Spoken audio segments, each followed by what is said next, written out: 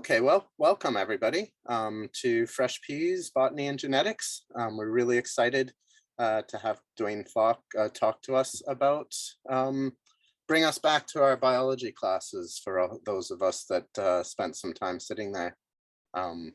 Just before we get going, I'm David Katzel from the BC Seed Security Program. Siri will be helping out. She's also part of the BC Seed Security Program. We're just going to go through some housekeeping and intro slides. This presentation is going to be recorded in both French and English, and you can choose your channel depending on what you want to hear it in. You can select the audio channel just by going to the bottom. There should be a choice of either English or French for you. If you don't choose any, you'll just get the basic recording. Would you like to let people know that in French, Siri?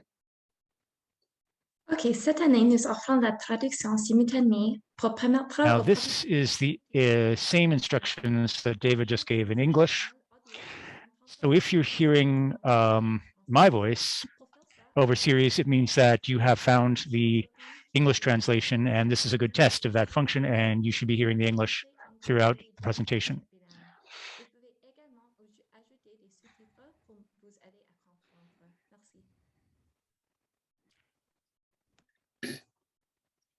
Great. We'd like to take this time to acknowledge the ancestral and unceded territories of all the Indigenous people that call this land home. While we're meeting virtually today, I'd just like to take a moment to acknowledge the importance of the lands that we all call home, the lands we live on, work with, plant our seeds into. From coast to coast to coast, we acknowledge the ancestral and unceded territory of all the Indigenous people that call this land home. We recognize the long-standing relationship between the land and all Indigenous people, which precedes the establishment of Canada and is affected by the violence of colonialism, capitalism, and ongoing racism. By living here, working here, and using the resources of this place, we now participate in this experience. And as part of the process to be accountable to our role in this ongoing violence, we invite you to reflect on a few questions with us. What are our obligations to the Indigenous people who first inhabited and continue today to inhabit this land? How can we support existing local struggles of Indigenous people along with preservation and resurgence and development? And how do we live and farm as good treaty people? We encourage you all to learn about the history of your land and that you're in relationship with, and two good resources that I believe will probably pop up in your chat box are www.whos.land and native-land.ca. You can find out whose territory you are in. Just before we get going, we would just like to, we're trying to cultivate a safer space in these meetings. We aim to create a supportive and non-threatening environment for everybody. We hope presenters will feel valued and respected and may freely choose not to answer a question. We hope all participants feel comfortable asking questions and learning together. If you're used to speaking a lot, like I am, we invite you to move up and listen more. And if you're typically quiet, we invite you to speak up and ask your questions. And then also speak from your own experience. So speak from the I.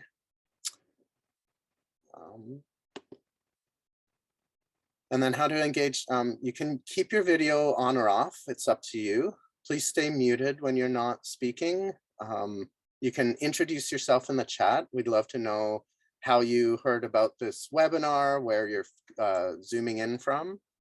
And you're welcome to ask any questions in the chat, and we'll be monitoring that. Or at some point when we do a question and answer, you'll be able to unmute yourself and speak.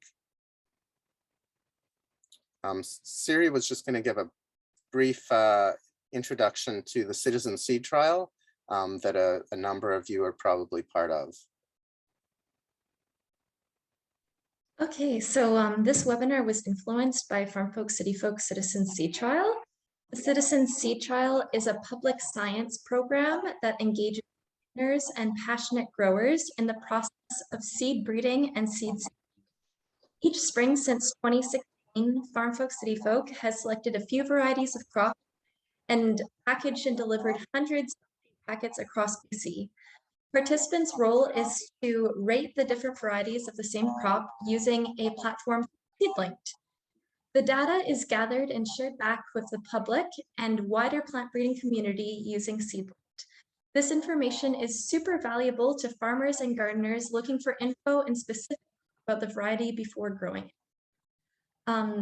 One of the crops we trialed this year, snow peas. And we compared the vastly different Slocan and Beauregard snow pea. Beauregard, you can see on the left side of your screen, is shorter, maybe like 3 feet tall. It has purple flowers. It has, pink flowers, and the pea pods are purple. The Slocan is a regular green snow pea. It has white flowers, vigorous, reaching more than 7 feet. And peas have been really foundational in our understanding of genetics, how traits are passed from one generation to the next, making it a perfect learning crop to budding citizen scientists. With that, I'll give the floor to Dwayne Falk. Thank you so much.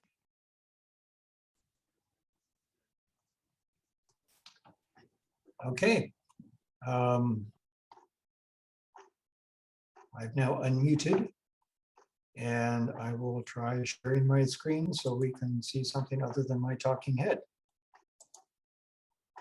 Okay, that should show everybody the first slide. And we're ready to go. Okay. So we haven't started at the beginning. Sorry about this. Now we're at the beginning. Okay, what we want to do today is talk a little bit about Pisum Sativum, or cultivated peas. I want to go a bit into the botany and biology because that's where understanding begins. I want to look a little bit at pea genetics, originally from Mendel, and then some of the genetics beyond Mendel, because Mendel got the basics down, but there's been a lot of developments in genetics since then. And then we want to get into the meat of it. Pea breeding, principles and practice, and some examples, and conclude with some questions. And then, if everybody's up for it, there will be a quiz, just to see if you paid attention. So, I think we should start with who I am. My pedigree is that both of my parents were from farms. My grandparents were all farmers. I was born in Minnesota, grew up in Montana.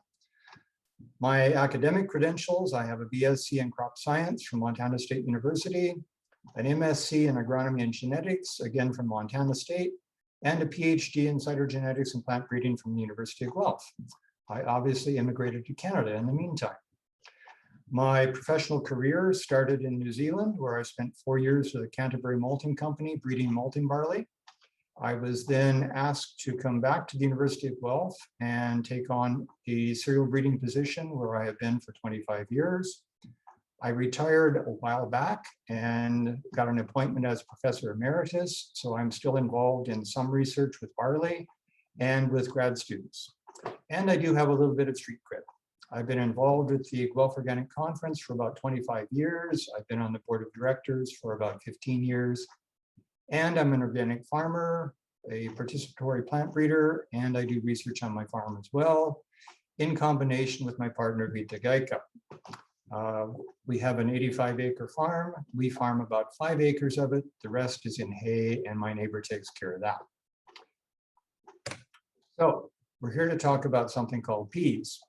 I think everybody knows what they are and hopefully appreciates them. From a botanical point of view, peas are a dicotyledon. They are a legume, which means they fix nitrogen. They're a simple diploid, which means the genetics is fairly easy to study. They have 7 pairs of chromosomes for a somatic number of 2n = 14. They have a single genome and it's duplicated. They are seed propagated, which makes them fairly easy to grow. They are self-pollinating, which helps purify the seed. And they're one of the early domesticated crops. They've been around in cultivation for between 9,000 and 10,000 years. And because they're fairly broadly adapted, they are now grown worldwide.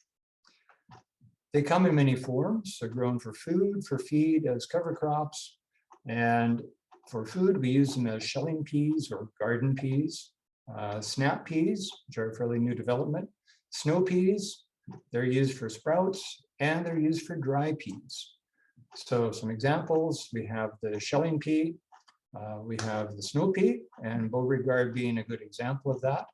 The snap peas, pea sprouts, fairly common and fairly old use are as dried peas, much like we use beans.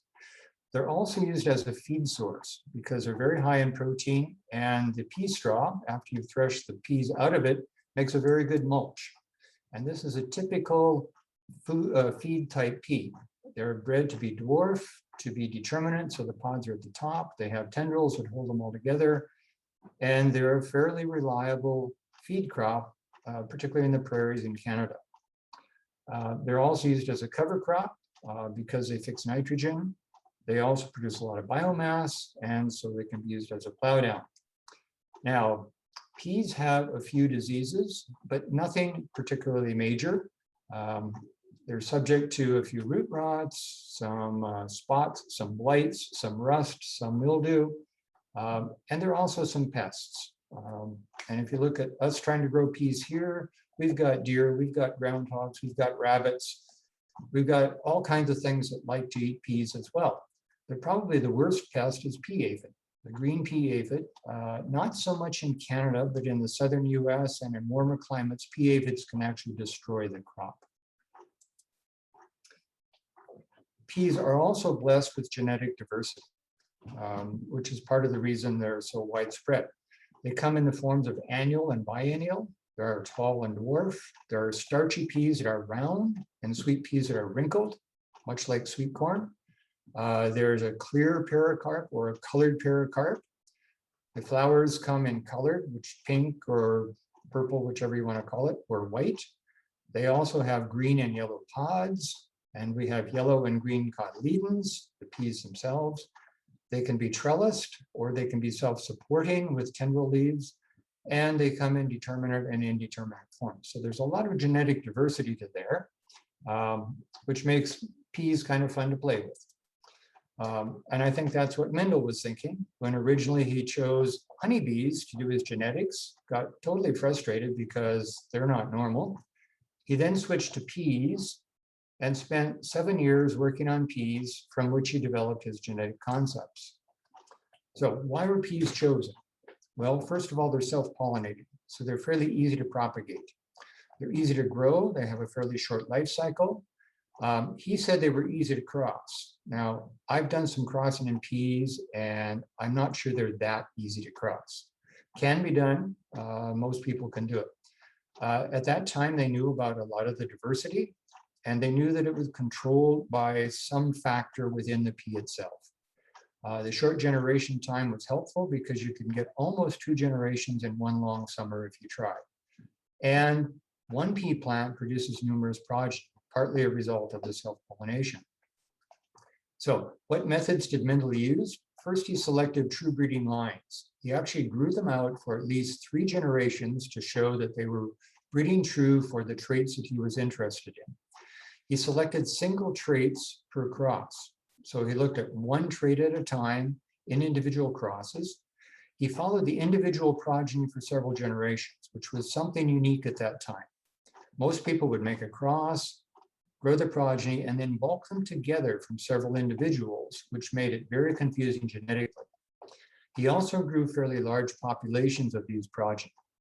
And he examined the ratios in the progeny from single plants. So he kept everything separate all the way through. And then he noticed certain trends in those progeny. If he had bulked it together, he would have missed that. And later he put multiple traits together and looked at them at the same time. So what did he actually look at? Well, he looked at flower color, purple and white. He looked at seed color, yellow and green. He looked at seed shape, round and wrinkled. He looked at pod color, the green and yellow, pod shape, round or constricted. And by the way, the constricted pods are snow peas.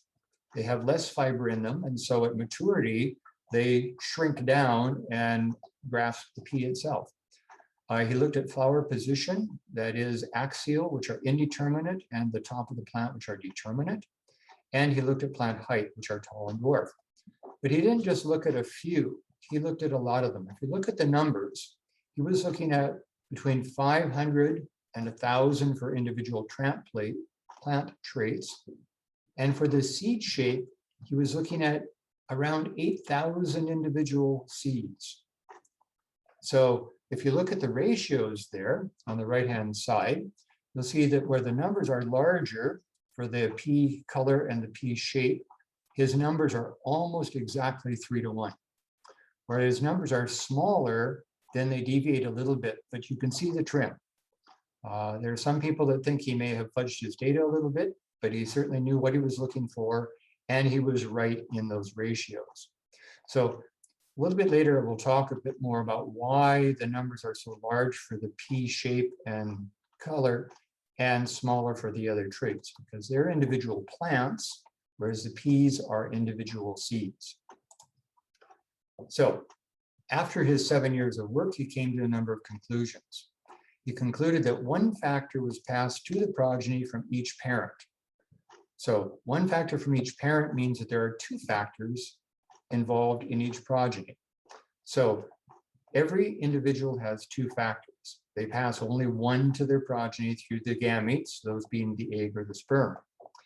He also coined the terms dominant and recessive, because some of these factors dominated others and others receded behind and didn't show up. So he noticed that the cross progeny resemble one parent or the other, but they're not a combination, at least for the traits he was looking at. He also noted that the recessive trait is recovered in the next generation. So some individuals will show that recessive trait, even though their parents didn't show it. And he showed the traits segregated in this predictable 3-to-1 ratio. He also came up with the concept of phenotype, which is the physical appearance of the plant, and genotype, which are the genes. And in fact, he developed this concept to show that every plant has 2 copies of a particular gene, and it can be in one form or the other, representing the 2 different traits. So in this example, if you have a yellow pea and a green pea, the yellow pea has 2 of the dominant alleles for yellow, and the green one has 2 of the recessive alleles, which make it green. When you cross them, then the F1, the seed that you actually cross, is yellow. And it doesn't make any difference whether the female is the green one or the yellow one. All of the progeny will be heterozygous, and all of the seed produced will in fact be yellow. And when you self-pollinate those, that is, when you grow the F1 plant, and those seeds are produced through self-pollination, the actual seed on that F1 plant, the seeds in the pod, are now of the F2 generation, and there will be 3 yellow ones and 1 green one, representing these genotypes, one of them homozygous dominant, 2 of them heterozygotes, and 1 of them homozygous recessive, which then shows the green color. He came to these conclusions in his 7 years of studying peas. He then looked at 2 traits in the same cross. So in this example, he used round and green, which are 2 different traits, and he crossed it with wrinkled and yellow. So in this case, the one parent had the dominant round, but the recessive green, the other one had the recessive wrinkled and the dominant yellow. The seed produced from that cross was round and yellow, showing the dominant traits, one from each parent.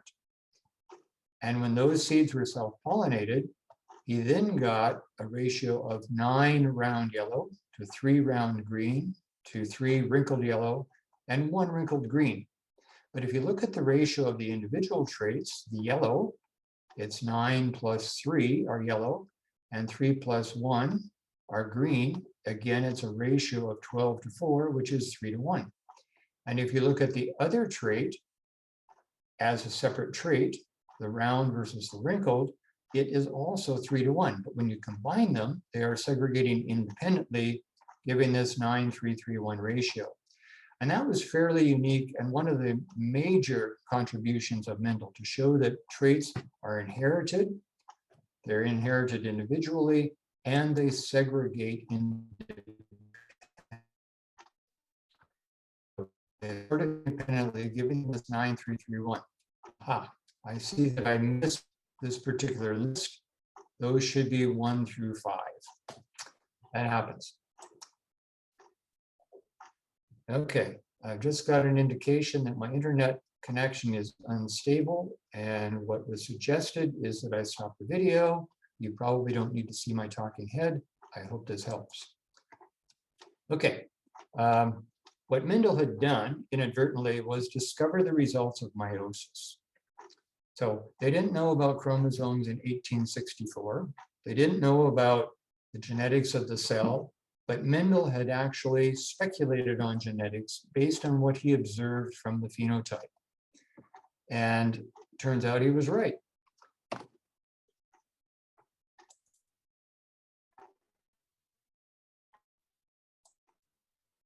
Okay, so a little bit more about Mendel. I think we've all seen his unsmiling face before. They have preserved his garden at the monastery in Brno, what is now Czech Republic. And if you look at this garden carefully, you'll note it's not peas, it's actually petunias or something else.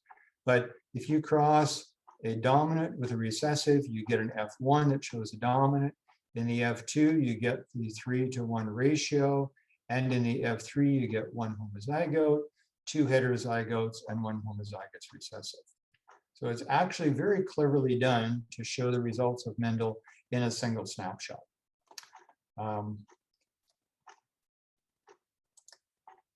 Okay, so Mendel developed the basics of genetics, but genetics have gone a long way beyond Mendel. First of all, Mendel had independent assortment, but we now know that if genes are on the same chromosome, they may show linkage. Well, peas have 7 chromosomes. Gregor Mendel worked with 7 traits. Did he get lucky and get 1 on each chromosome? Or there's something else going on? In actual fact, he got lucky, even though 1 chromosome had no genes on it, and 1 had 2. But these 2, the green versus yellow pod and the round versus the wrinkled seed, were far enough apart on the chromosome that they almost segregate independently. You have to grow large numbers to determine that they're actually linked. And he never made a cross which included those 2 genes in it. He crossed the round wrinkled with the yellow and green, which are on different chromosomes. They gave him a perfect 9:3:1 ratio, but he didn't really delve into this one. Had he done so, he might have noticed some anomaly. So he got lucky in that respect, in that the 2 genes that he used on 1 chromosome were actually far enough apart, he wouldn't have picked up linkage anyway. Now, another common phenomenon in peas and a lot of other traits, a lot of other plants, which Mendel did note, was xenia. And xenia is a trait that's expressed in tissue derived from the union of the gametes. That is either the embryo or in monocots in the endosperm. Now, in peas, the embryo develops into the cotyledons, and the cotyledons show either yellow or green. This is a pod from a self-pollinated heterozygote. You'll notice that they are not as alike as peas in a pod. They're actually segregating for green and yellow. Theoretically, there should be 3 yellow peas to each green pea in this pod. Of course, we know that genetics is random, so we're showing both yellow and green in the same pod. The yellow ones will have at least 1 dominant allele, and the green ones are homozygous recessive for that particular color allele. So xenia can show up. Another really good example of xenia, which I think everybody may be more familiar with, is bicolored corn, peaches and cream corn. It has yellow and white kernels. And if you're really curious about it, take an ear before you cook it and count the number of yellow and the number of white. And I think you'll find there are 3 yellow for each white kernel in that cob of corn. That is xenia. Now, the other thing that Mendel may have done is looked at seed coat color. I've found several references to it, but I have never found data. Had he looked at seed coat color, which can be in many cases purple or colored, sometimes called gray versus white or colored versus clear, had he looked at that, and here's an example of the colored seed coat versus clear seed coat. Had he looked at it, he would have found a very clear association between colored flowers and colored seed coat and white flowers and clear seed coat. And it would appear to be almost perfect linkage. However, this is another phenomenon, which is fairly common in plants, called pleiotropy. Pleiotropy occurs when several traits, in this case, flower color and seed coat color, are determined by one gene. They both have anthocyanin in them. And it's the anthocyanin gene that's either expressed here or not expressed here. So when you have the colored allele for anthocyanin, you get colored flowers. You also get colored nodes on the plant, and you get colored seed coat. If you have white flowers, which means the anthocyanin gene is turned off, you also get clear seed coat. Now, anthocyanins are a class of compounds called flavonoids, and they actually can be somewhat bitter. You may note that almost all of the garden peas that we eat have white flowers, because if they had purple flowers, they might be a bit bitter. Some of the snow peas have purple flowers, but at the stage which we eat them, the anthocyanin bitterness is not being expressed. So there's some logic behind how some of these things work, and it goes back to genetics. So if Mendel had looked at flower color and seed coat color in the same population, he would have found this very clear association of white flowers with white or colorless seed coat and purple flowers with colored seed coat. I guess he was fortunate in that he didn't have populations that had both of those traits in them. Now, another thing that Mendel did is he advanced generations, but we've taken it beyond that and are looking at it from a breeding perspective. So he had pure breeding lines, parent 1, parent 2, crossed them to get the F1, which shows the dominant seed trait in this case. Selfed it to get the F2, which shows 3 dominant to 1 recessive, and selfed those to get the F3, which helped him identify this homozygote, which produced all dominant, the 2 heterozygotes, which produced segregating progeny, and the homozygous recessive that only produced recessive progeny. Now, he came up with a 1 to 2 to 1 ratio. We know that that's a homozygote. It produces 1 out of 4 seeds. Now, to carry this a bit further, he predicted that 1 out of 4, or a ratio of 3 to 1, would be homozygous. But how many times do you get a perfect 3 to 1 ratio? Well, if you select 4 peas and you grow them out, chances are you're not going to get 3 round and 1 recessive wrinkle. So statistically, this is the perfect population. 1 out of 4 should statistically get you what you want. But we know that reality is based on probability. And so if you want to be sure of getting 1 recessive, you're going to have to grow more than 4 peas out. Well, how many do you need to grow? If you do the statistics and you want to do it from a scientific perspective, you want to be about 95% sure of getting the right result. That is 19 times out of 20.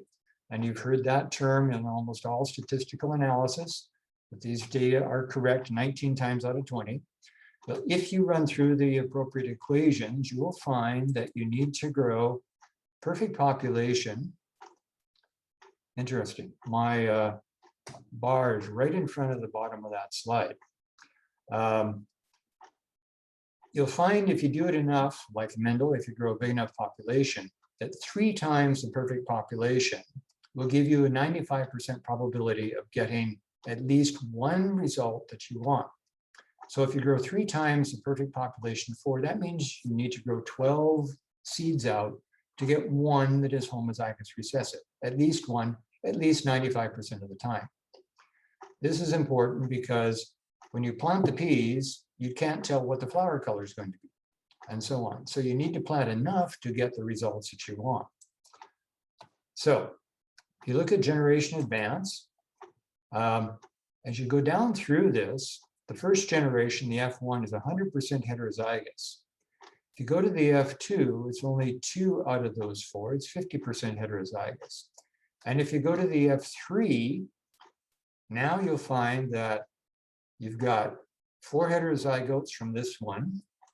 You've got 2 of these, so you're going to get twice as many from each one of those. You have 2 homozygotes from there. You've got 4 heterozygotes. You get 2 homozygous recessive from the heterozygotes, and you get 4 homozygous recessive from the homozygous recessive for a total of 16. Again, that bar is right in the way. I'm not sure how to get rid of it. You'll find that when you do the math, F1 is 100% heterozygous. The F2 is 50% heterozygotes. The F3 is now only 25% heterozygotes. So you are losing heterozygosity by 50% at each generation. And this is particularly pertinent for a self-pollinated crop. So not only do you lose heterozygosity, but you get the corollary of that in that you increase homozygosity. And in most self-pollinated species, you want a pure breeding line, which means you want it to be homozygous. So the more you advance the generations, the closer you get to homozygosity, which means that we need to advance several generations to have a reasonable probability of getting a homozygous pure breeding line. So somebody's done the math. If you look at this through the generations, again, 100% heterozygosity in the F1, 0% homozygosity. From there on, heterozygosity decreases, homozygosity increases, until when you get to an advanced generation of, say, F6 or F7, almost every plant is homozygous for one particular trait. But they're homozygous either for the dominant or the recessive form of that trait. So advancing generations, you wind up with almost 50% homozygous dominant and almost 50% homozygous recessive. Therefore, if you want a pure breeding line, you go to an advanced generation. If you pick out a phenotypically dominant line, there's a high probability that it's actually homozygous dominant, and you may have fixed that as a true breeding line right away. If you do it in the F2, only 25% of them are going to be homozygous dominant. So by going to advanced generations, you increase the probability of getting a homozygous dominant or recessive. So advancing generations has an advantage in breeding self-pollinated crops. Now, that brings up another type of genetics called quantitative genetics. And quantitative genetics is where it gets really complicated because it's based on probability. And quantitative genetics are still genes located on chromosomes. They segregate just like the flower color gene, but you have many genes involved in a single trait, and they're additive. Now, Jay Lush, who was a professor at Iowa State University some time ago, pretty well stated it in that genetic studies of quantitative characteristics have generally led to the conclusion that there are some genes, sometimes only a few, with important effects, plus an uncertain but very large number of minor modifying factors present. And these are very difficult to trace genetically. Using molecular biology, you can track down a few of them, but it's very difficult. These are the background genetics, the ones that determine maturity, adaptation, in many cases yield. They're genes that are also highly influenced by environment. So very difficult to breed for, very difficult to work with, but when you have homozygous lines, that is advanced generation, these genes are also fixed.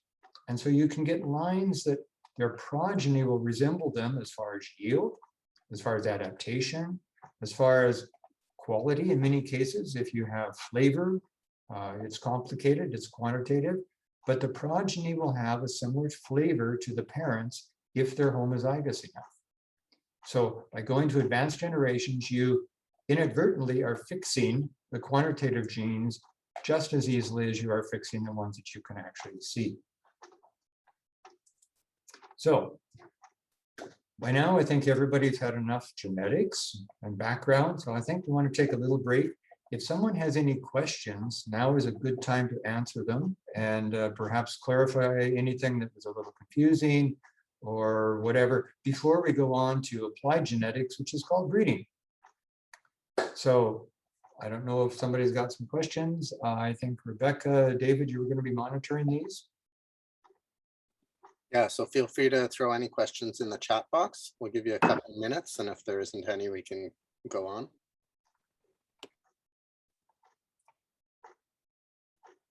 Okay, I'm not seeing a chat box, so.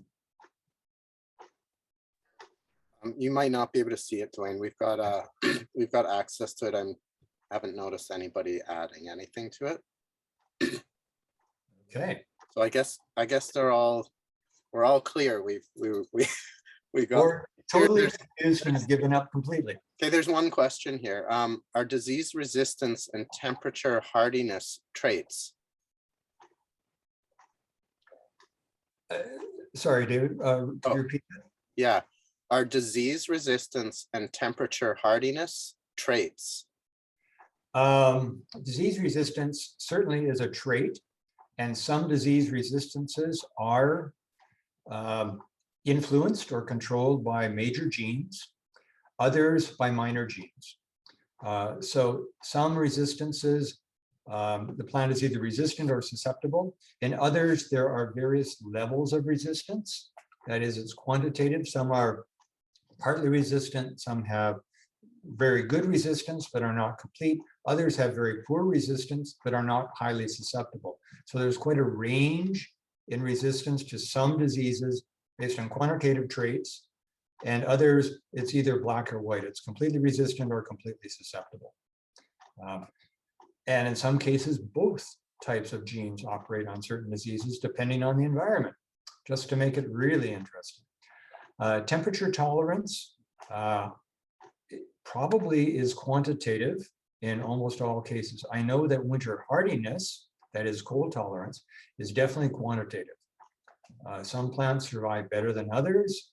Almost none of them have complete tolerance to cold. Almost none of them have no tolerance to cold. Peas being fairly cold tolerant to begin with. For high temperature, again, there's variation. Some peas are more tolerant than others, but peas in general are not highly tolerant to high temperatures. They tend to be a cool season crop. And where they're originally from, in the Mediterranean area, they actually grow over the winter. Just like most of the cereals from that same area that were domesticated, they are a winter annual, almost a biennial in some cases, but they tend to grow in the cool, rainy season, and they go dormant in the hot, dry summers. So they didn't evolve with a lot of high temperature tolerance, but they do have some cold tolerance. I'm not seeing any other questions, Dwayne, so feel free to. Okay. I'll just top up my water and then we'll get on with it. And feel free to throw questions in the chat box anytime you like. And I guess you, David, or Rebecca will be monitoring that. If there's something that you think needs to be asked, speak up. Okay, let's go on to the breeding part of it. Applied genetics. Well, breeding, as most people know, is partly science and also partly art. We had people that were very successful plant breeders long before the science was known. And in fact, some of the most successful plant breeders were our long ago ancestors that actually domesticated most of the crops that we rely on for food. That was probably a bigger breeding job than almost anything we're doing today. We're tweaking it now. We're adding a little bit of finesse. They took a wild plant and domesticated it to the point where it could be grown under cultivation. It produced a lot of good food and it responded to improvements in the environment. But now that we do have some science to back it up, what a breeder needs to know primarily are the crop genetics. You need to know how that crop is actually working from a genetic point of view. You also need to know the crop management. You need to know how to grow the crop and how it has grown successfully in most farm situations. You also need to know the crop diseases. You need to be able to manage those diseases so that you're not losing the entire crop. And you need to know the pests, because if you don't fence your garden and you have a high rabbit population, you're not going to be doing too much breeding in peas because the rabbits are going to get it. So you need to manage the pests as well. And you need to know something about the crop in uses. Some of you are working with snow peas. You need to know how a snow pea is used. You need to know when it should be harvested. You need to know the quality characteristics of that crop at the time that it is actually consumed. So it helps to know as much about the crop as possible. It helps to be a farmer, because then you know most of these things intuitively. So if you're going to run a breeding program, there are several steps you need to do. First, you have to define the objectives. What are you really trying to do? You need to know what the end result is supposed to be. You then need to select the appropriate parents that have some of the traits that you're interested in to make sure you can combine them to produce progeny that indeed have all of the desirable traits. You need to outline the methodology. In other words, have a plan. You need to do the numbers to make sure that you are going to grow a large enough population to have a reasonable probability of getting what you think you want. Then you make the crosses and you get on with it. So it first starts with defining the objectives.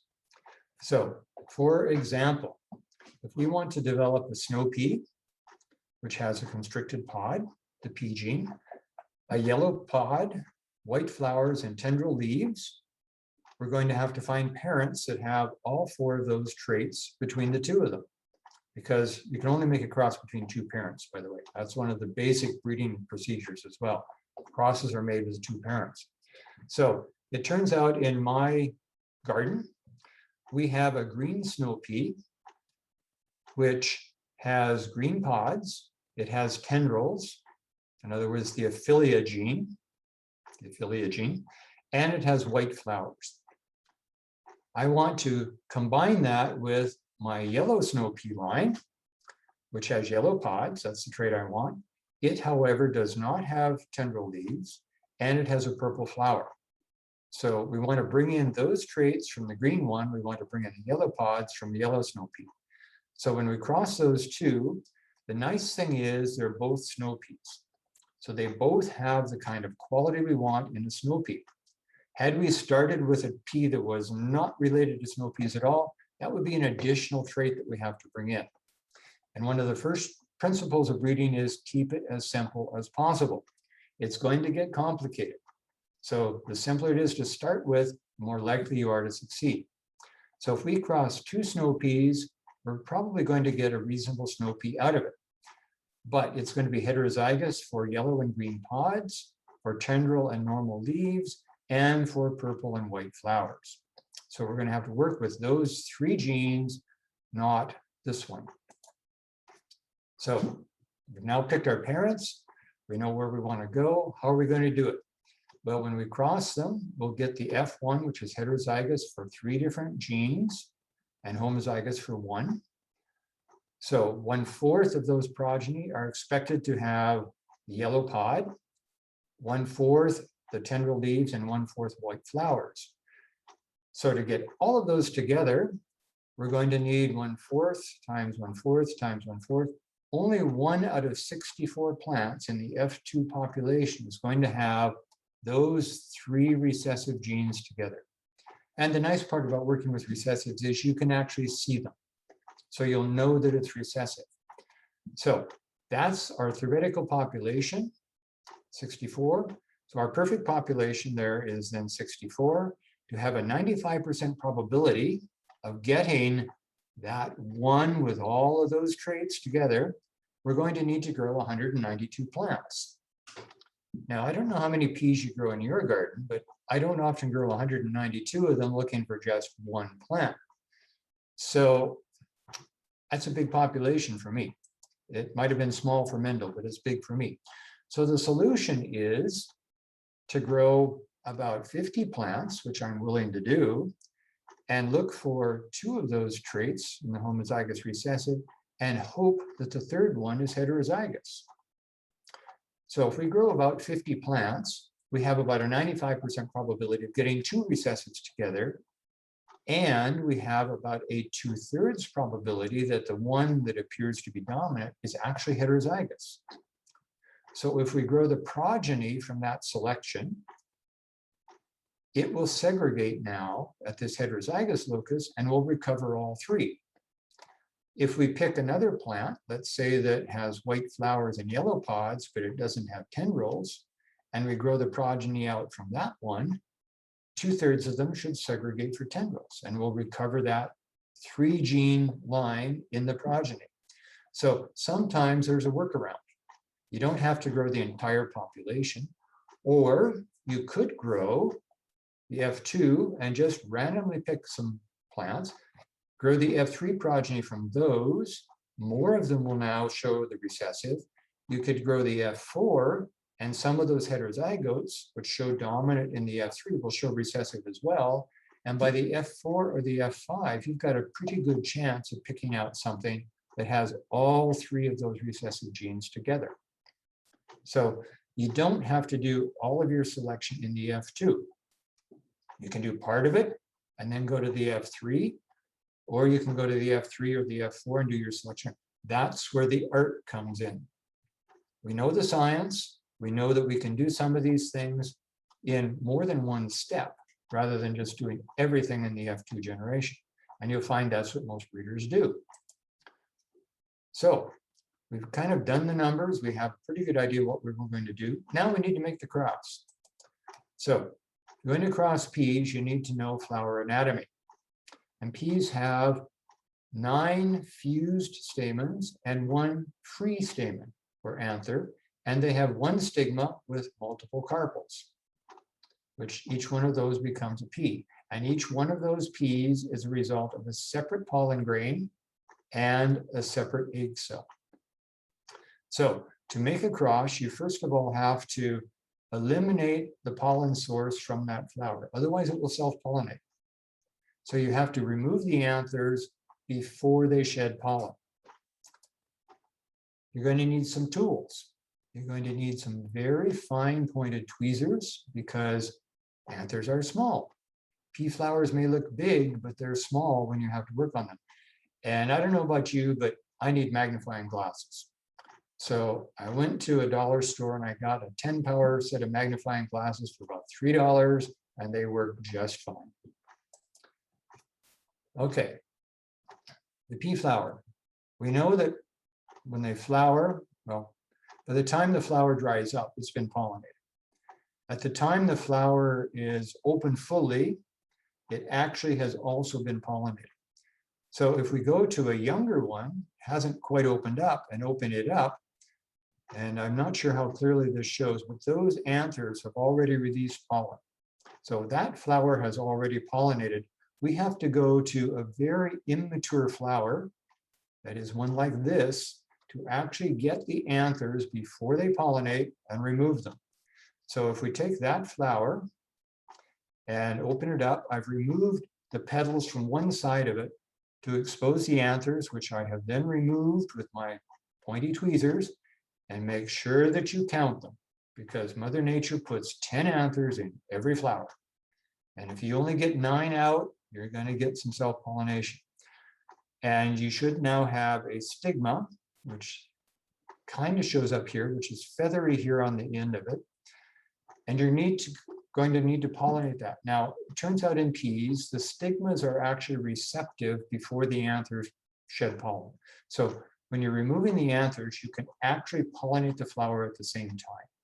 In some species, you have to let it go for a couple more days before the stigma is receptive, but in peas, it's receptive at that point in time. So it's actually receptive before it self-pollinates. Now, the easy way to do that is you take the stigma from the male plant, in this case, one with a colored flower, that has just pollinated. This pollen is sticky, but it doesn't stick to a brush very well, but it sticks really well to a stigma. So if you pull that stigma out of one that is just pollinated, use your tweezers, take it over to the female that you've just removed the anthers from, and take that male stigma and brush it on the stigma of the female, you get an excellent pollination. Again, that's part of the art. They don't tell you that in biology. But the stigma from a recently pollinated male is the best brush there is, and is the best way to pollinate the female. So you can remove that male from the plant, but you really can't remove the female. I've done it to dissect it here, but you're working on a plant in the garden. You're going to want to keep that as simple as possible. So bring the male flower over, pull the anther or the stigma out, brush it onto the female, and you've done your pollination. At that point in time, you need to tag the parents. And you want to identify what the female parent was, because eventually you're going to remove that pod. You're going to want to identify the male parent and the date, which will give you a pretty good idea of when you should see peas developing and when it should be mature. You also need to mark that plant. Now, I've made some crosses here. These pods, this one and this one, are actually developing. There's one pea in this pod. There are two in this one. You'll find when you cross them, you seldom get perfect seed set. It's just, it doesn't work that way. You've injured that female flower when you pulled the petals off of it, when you pulled the anthers out. Some cases you get no seed. Usually you get one or two. Now I've marked that plant with an orange ribbon here, which I didn't get in the picture, so that you know what plant you've actually made crosses on. And then you go to that plant and you remove all of the other flowers and pods. You don't want anything else competing with that crossed seed, because others that are self-pollinating will have more seeds per pod and they have more energy going to those. And so your crossed seed may not develop very well. So you want to give it every possible chance to develop as well as it can. Dwayne, there are a couple questions. Okay. I'm just flagging we're about half an hour from when we're hoping to end. So I just want to make sure we get people's questions answered. There was one, and this comes from, the name is Mimini Didi, and you might need to speak up because I don't know if I fully understand, but it says, does a recessive gene become dominant or remains easy to lose upon seed conservation on the farm? Okay, receptive means that it is recessive. Sorry, does a recessive gene? Yeah. Recessive ones will not show up in the original cross. So when you're making a cross, it's always a good idea to use a recessive trait in the female.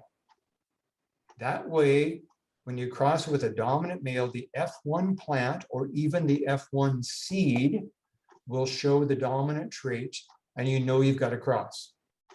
If you have, say, a white flower or a wrinkled pea in the female, and you don't see a purple flower or a round pea in the cross, maybe it's self-pollinated.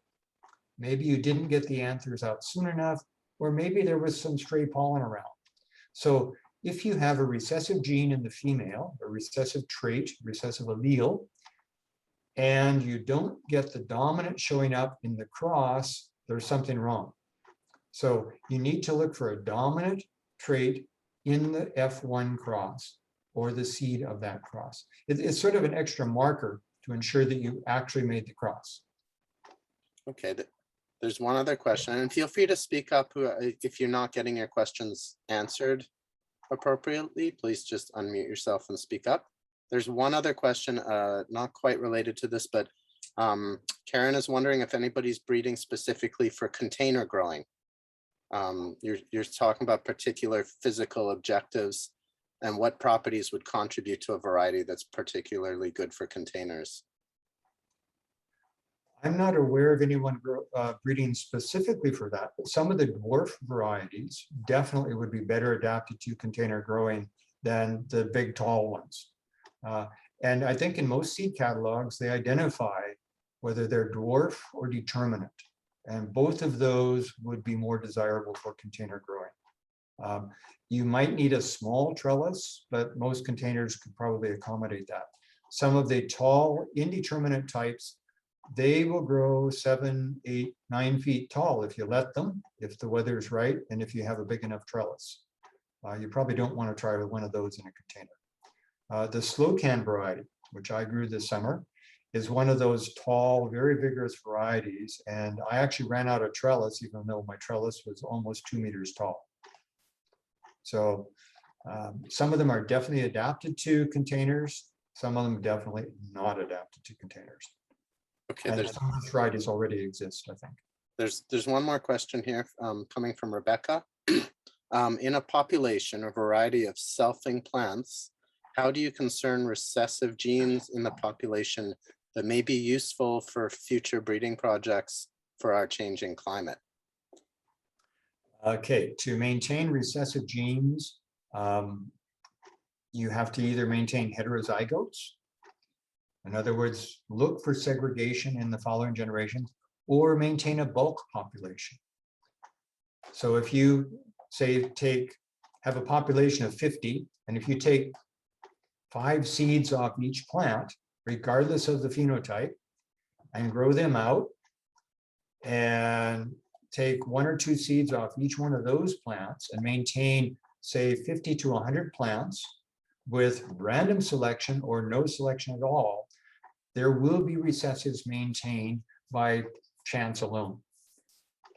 So you can maintain some heterozygosity, you can maintain recessives and dominants all in one population without selection. As soon as you start selecting or picking specific types, you may lose some recessives. Now, be aware that Mother Nature makes selection every year for whatever the conditions are. So some things will in fact disappear over time. Other things will become more dominant, more prominent in the population because of natural selection. And it's related to a phenomenon known as drift, and we're not going to go into that. That's fairly complicated applied quantitative genetics. But don't forget, Mother Nature is also selecting. So if you don't select, Mother Nature will. And even if you're selecting, Mother Nature is still adding her selection on top of that. Okay, let's maybe continue. Okay, you've made the cross. You definitely want to grow the F1 plants in a good environment because you want to get as much seed as possible off of those plants. Because you probably didn't get a lot of cross seed, you now want a big F2, F3 population. The only way to get that is to grow a very healthy F1 plant. When you grow the F2, now you can start selecting for plants. So in this case, I've got an F2 segregating for tendrils, which you can see here, and flower color. So I can start selecting for white flowers and tendrils. I may not be able to select for some of the other traits I'm after at this point in time. Some of them you can't select until the plants are actually mature. So you may need to go through and mark them. Now, if you're really brave, you can pull out the plants you don't want. But generally, you would mark the ones you do want because you may not have something with all the traits that you want. You may need to go in afterwards and maintain some of those plants that you would have otherwise pulled out. So here's some of the things to remember when you're crossing peas. If possible, use a recessive as a female. Make the crosses early in the season when the plants are healthy and vigorous and flowering well. If you wait till the end of the season, those plants are sick, they may not set good seed. Make the crosses in the morning. Peas normally pollinate in the morning. It's cooler, it's the happy time of the day. You'll get better seed set. Tag all of your crosses with the information you need and mark the plants because the tag might blow off, it might fade, you might not be able to find it later. Remove all of the competing flowers and pods from those plants that you cross onto. Check them periodically. Remove any new flowers when you check. Harvest them as soon as they're mature, because if you leave them sit on the plant, somebody else might harvest them for you. We have chipmunks, they love peas. Or the pod may shatter and the seed's gone. As soon as you've got it harvested, dry it and clean it. Get that seed taken care of as soon as possible because the pod may have disease that could be transferred to the seed. Put it in a special envelope. either a special color or a special mark on it so that you know cross seed. It's valuable stuff. Keep it different from all of your saved seed. Then when you grow it out, grow it in a good environment to maximize the amount of F2 seed. Grow the F2 plants in a good environment so that you can select and mark or tag the F2 plants that you want to harvest, because maybe flower color is not visible at the time you harvest the plant. So mark them when you can see the trait, and then harvest your selected plants. And remember, they now have F3 seed on them. It's another generation more homozygous. It's getting closer to a true breeding line. Okay, so we know how to do it. Let's get on with it and look at some examples of what's really being done out there. Right now, I have a little project to develop winter hardy garden peas. So winter hardy peas are peas that look like winter wheat. They grow prostrate in the fall. You plant them fairly early. I've actually planted some already. If they get enough growth in the fall, they can actually survive fairly cold conditions, and they'll be there in the spring ready to grow. And they grow a lot faster than spring planted peas. So you get a crop much earlier. And if it's a good winter, you get a much higher yielding crop as well. Most winter peas are field peas. They're starchy type. We want a garden pea, so we have to cross them. So we're getting segregation for all kinds of things associated with winter hardiness as well as quality. For canning peas, one of the projects that's going on is to use a determinate type with tendrils crossed with garden peas, which can be used for canning, so that the plants will be self-supporting, so they grow fairly tall, and they will have the pods at the top, which makes them much easier to harvest with a machine. So you need to design the plant for the end use or the processing type.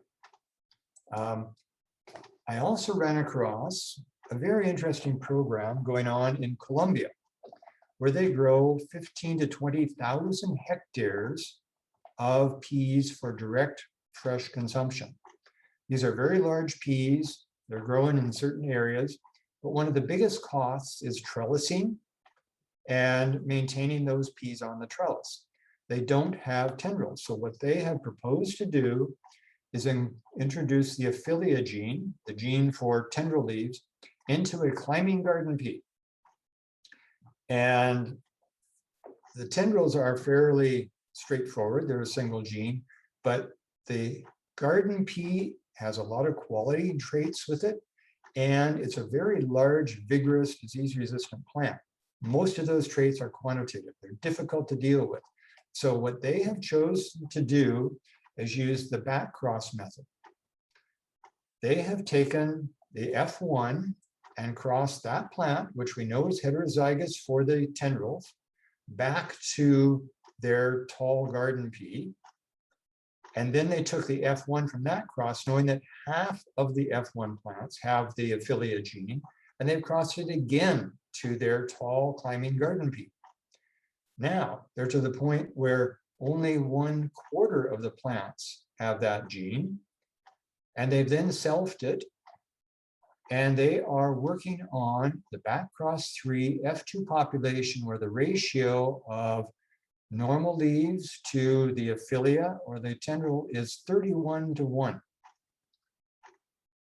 So the perfect population is 32. They have to grow out 100 plants in order to find one of them that has this Aphilia trait. But they back crossed it 3 times. So the background genes are almost all fixed for the type of plant they want, for the quality that they want, for the disease resistance that they want, for the adaptation that they need. So they took a shortcut. They've increased the complexity of looking at that one trait, but they've decreased the complexity of all of the background genes. So I think this is a very creative way of doing a fairly complicated job of adding this single gene to this particular background. So there's the reference for it. If anybody wants to look it up and see exactly how they do it, they go through all of the numbers. They did those numbers before they made the cross, and they grew big enough populations that they were able to find this Aphilia gene in the background that they wanted. And it looked very much like the garden pea they were after. So that's one project that's going on. Another project that I'm looking at is crossing my yellow potted snow pea, which happens to be this one, with slowcan. If anybody's grown slowcan, those are phenomenal pods. I love them. Mine has nice pods, but they're nowhere near slowcan. Now, I want to get a little bit different quality of grain in it, and I want to maintain this large pea, and I want this pod to be yellow instead of green.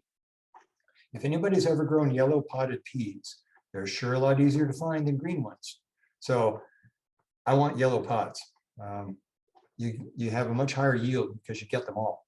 So I can see growing a yellow potted snow pea, crossing it with slowcan. Now it's going to be segregating for yellow pod and for pod size. Sorry. So this is going to be a background effect, but the color of the pod is going to be a single gene. So that's a doable project, but it might take larger populations. And I know in Latvia, where they use a lot of dry peas, they are crossing them with field peas to get a semi-dwarf type pea with the tendrils on it to make it much easier to harvest for the combine. So that again is a fairly complex one, and it's an ongoing project in a real pea breeding program. So these are some examples of things that are being done in peas around the world at this time, but they're all hinged on basic Mendelian genetics and maybe a little bit of art as well. But they know the material, they know the end use, they know how to do it. So do you now. So any of you can do just about anything with peas. So I thought I'd throw in a little bit of philosophy. As we know, breeding is evolution on steroids because it's controlled. But evolution has basically two steps: random mating among the individuals that are there, selective retention among their progeny. In other words, Mother Nature is going to keep the ones that do the best. They're going to random mate. Their progeny are going to be selected. They're going to random mate, and you just repeat that over and over again. And that's called evolution. And it really works. Now, under our control, we can modify that slightly. And using some of the wisdom of Sewell Wright, who is a quantitative geneticist from a while back, he did a lot of research and came to the conclusion that mild inbreeding, that is not necessarily selfing, but milder inbreeding, coupled with frequent recombination, which means crossing, leads to the maximum genetic response. So be aware of too much inbreeding, but make sure that you do crossing as often as possible. Now, there is something called the best breeding system, and it truly is the best system. Cross the best with the best, do your best and hope for the best. That's the best breeding system there is. You can't go wrong because you'll be doing whatever you need to do to make it work. So don't forget the best breeding system. You now got all the tools you need, and away you go. So any further questions on genetics, on peas, on breeding, on life in general? We're up for it. Yeah, somebody's wondering, is there a definitive source for a list of dominant and recessive traits? I'm assuming for peas. I have not looked for that, but I'm sure if you look up something on the wise internet with Professor Google and Google peas dominant traits or recessive traits or just pea genetics, there will be a lot of information there. Okay. Now, a bit of a caution, when you do that, be aware that the internet and Professor Google are not infallible. And in the little quiz that we're going to do shortly, I found some things on the internet that were incorrect when I was looking up certain things, and I downloaded them, and I'm going to see if you can find out what's incorrect about them as well. That's the quiz. Okay, there's another question here. How do you get seeds that are appropriate parents? Where do you look for seed to start a breeding program? Seed catalogs. Most of the good seed catalogs will describe the characteristics of their varieties. And so go into the seed catalog, and if you see something that looks interesting, get it, grow it, see how interesting it really is, and then look for the deficiencies. Because what you're trying to do is find something that has everything desirable. That's usually not off the shelf. So in my case, I want snow peas with white flowers, with tendrils and yellow pods. No variety that I could find had all of those characteristics, but I could find all of those characteristics in 2 different varieties. So I need to now combine them, select for the ones that have everything that I want, and away we go. Now, when I get that, I will probably find that maybe it would be nice to have a little later maturity or a little earlier maturity or some other characteristic that my selection doesn't have. I'll try to find a variety that has that, cross it with my almost good variety, and try to get the recombination that has everything that I want. So breeding is an ongoing process of basically, I'll say, defect elimination or acquisition of desirable traits. But a good breeding program never finds the ideal variety because there's always something you could improve. And I think every gardener would have something they would like to improve in almost every variety they grow, be it peas or pumpkins or whatever.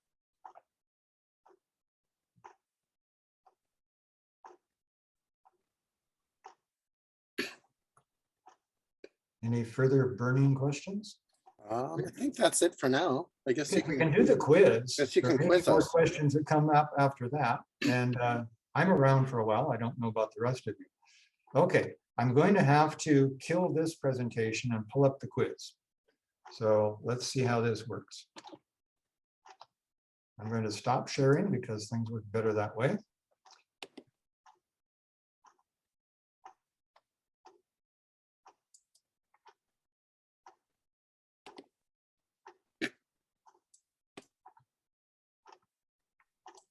Um, I'm going to try Rebecca's sharing again. Rebecca's got a question in here while we wait for your quiz to come Okay. up. For those growing the citizen seed trial peas, were the purple Beauregard peas more bitter than the green Slocan?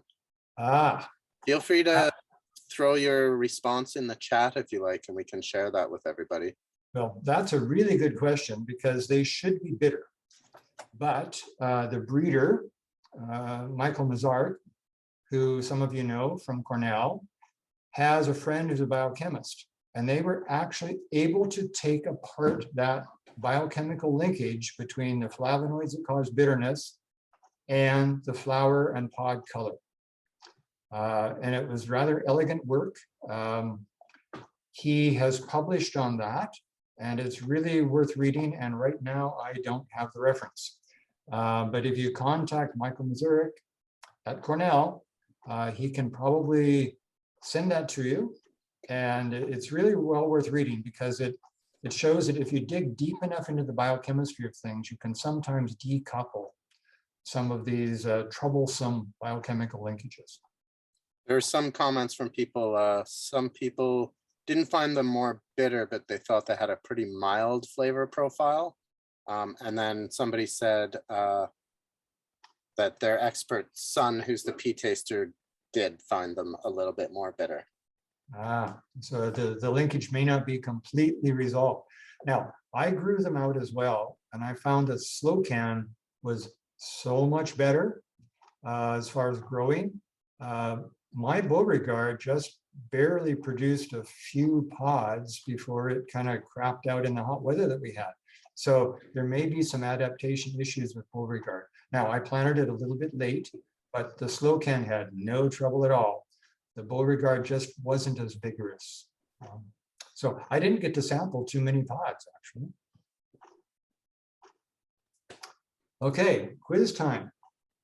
This is what I found on the internet. This example of Mendel's work. There's a mistake there. Can everybody see it?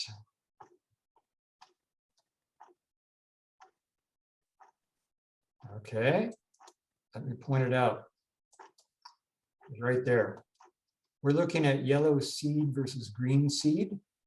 When you cross the two, yes, you get all yellow, but when you self them, you should have 3 green seed or 3 yellow seeds and 1 green seed in each of those pods from the F1 plant. When you grow those out, yes, you'll get 1 homozygous yellow, you get 1 homozygous green, but you should have 2 more heterozygotes that have 3 yellow and 1 green in them, because seeds show xenia. So they're not talking about pod color, they're talking about seed color, and they got it wrong. Here's another one. Flower color. Purple is dominant, and things look pretty good most of the way through that, but there is a rather glaring error when you go through that in detail.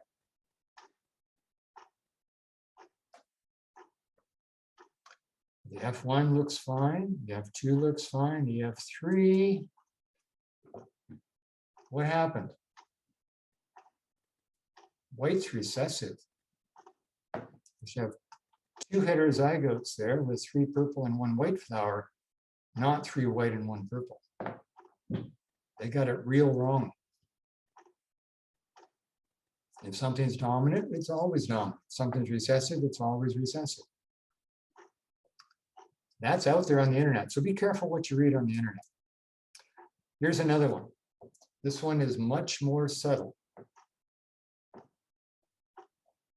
If you go through it, the F1, self-pollinate, you take one of those F1s to grow the F2, you self-pollinate that, you get the F3, you've got some homozygotes, you've got some heterozygotes, you've got the homozygous recessive.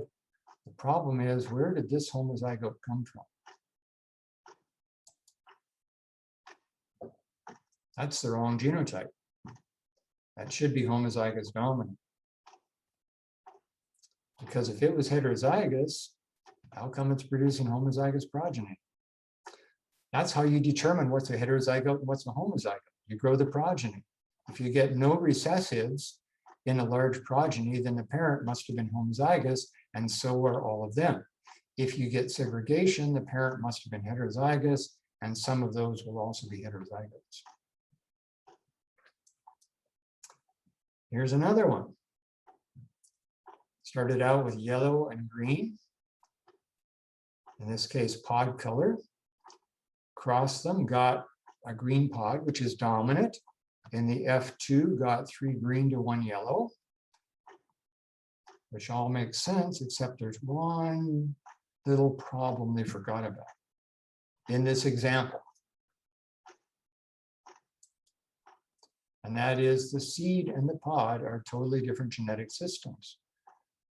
That should have been, if it was yellow seed, then when you cross it, you should get yellow seed. And if you get a yellow pod, some of them will be heterozygous, some of them will have all green seed, some will not. So they're looking at pod color and mistaking it for seed color as well. They're not related at all. They're 2 separate traits governed by 2 separate genetic systems. They should segregate 9-3-3-1. So you should get some green pods with yellow seed, you should get some yellow pods with green seed, etc. Again, what could possibly go wrong with genetics? This is exactly the same thing. They're equating pod color and seed color, and they are not related. So if they're going to get all green pods, they should still get all yellow seed if they had a yellow seeded parent. And then they should get a 9-3-3-1 because they're looking at 2 separately inherited traits. So not everything you see on the internet is correct. And here's a good example of heterozygotes. And maybe not all was really beer and Vickies when Mendel was working on peas.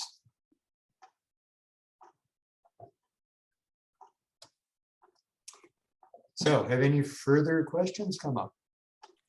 Yeah, thank you so much, Dwayne. Yeah, if anybody has any last questions, we're just sort of 5 minutes from the end of our hour here. Did I get anything wrong?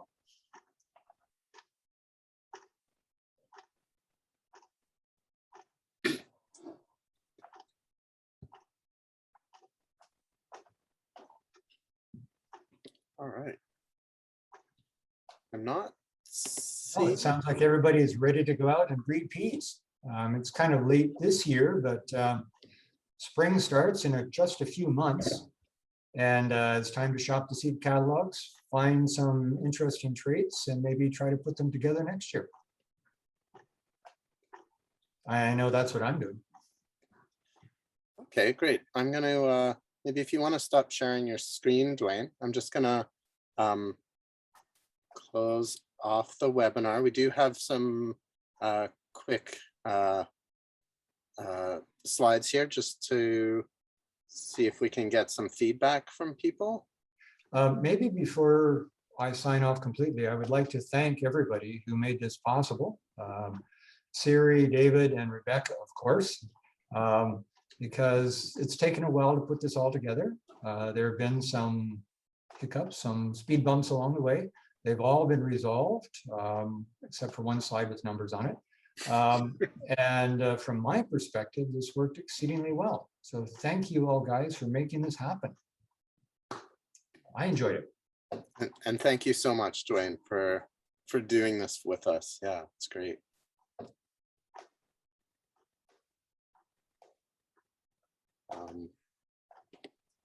Should I stop sharing now, David? Yeah, maybe stop sharing and I'll just put up some closing slides.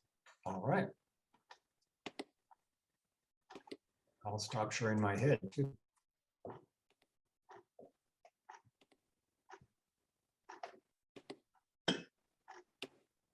Okay, so yeah, thank you everybody for coming. We'd love your feedback. And do we have a, I'm not sure if we have a poll to just gather people's feedback or not, Rebecca, but. Well, we do, but someone signed into the account, so let me just try and kick them off. Oh, I see, okay.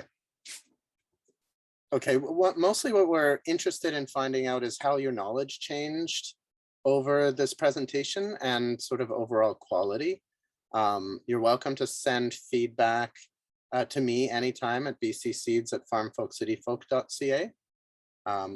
We may get a poll up, but if we don't, that would be a great way to send me info, or feel free to throw it into the chat last minute, any input or feedback. Oh, looks like we have a poll. So it's pretty fast. There's just 2 questions. And we thank you so much for your feedback. We'll let you keep doing the poll. We'd love for you to stay connected to the other programs that we do. Here's the last slide. It's got a link to the website. And there's the next webinar we have coming up are beans, breeding and selecting specialty varieties. And that will be September 29th at 4 p.m. Eastern Standard Time. Oh, somebody asked if the recording will be posted. We will be putting up all of the recordings. You'll be able to see them later and listen to them. I believe they're going up on the Bauta YouTube channel. Yeah, so we'll post it, right. We'll post a video on our YouTube channel. Anybody who's registered will get a recording via email. And we will have all of the recordings, the bilingual, the French and English.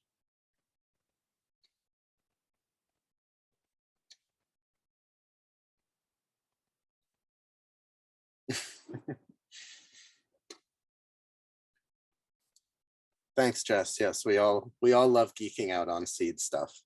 It's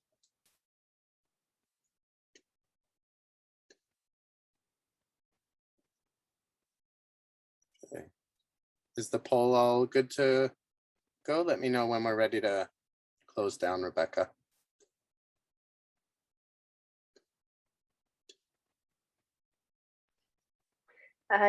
Tiara has control of the poll, and I believe that it is now down. Okay, great. Well, thank you everybody for showing up, and we look forward to seeing you again online and hopefully one day in person in a field somewhere where we can smell and eat peas rather than just look at them.